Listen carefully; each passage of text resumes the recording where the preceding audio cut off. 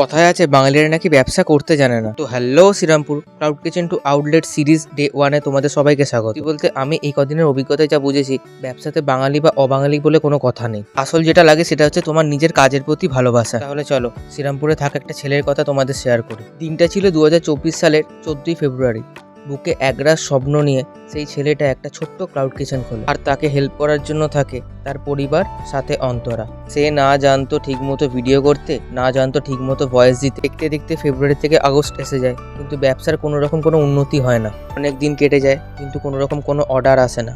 সে তখন একটা কথাই মনে করে যে সবাই ঠিকই বলে যে বাঙালিরা সত্যি ব্যবসা করতে পারে না, কিন্তু তারপরে সে জেদ নিয়ে নেয় যে এ ব্যবসা যদি না করে সে আর অন্য কোনো কিছুই করবে। তারপর থেকে জেদ করে সে ছেলেটা, যে নাকি কখনো ফটো তুলতে লজ্জা পেত, সে ভিডিও শুরু করে এবং ফেসবুকে আপলোড করতে থাকে। আর তার একটাই লক্ষ্য যে বাঙালিরা ব্যবসা করতে পারে না, এই ভুলটা সে ভাঙাবে। নিজের কোম্পানিকে একদিন অনেক উঁচু জায়গায় নিয়ে যাবে। দেখা হচ্ছে পরে।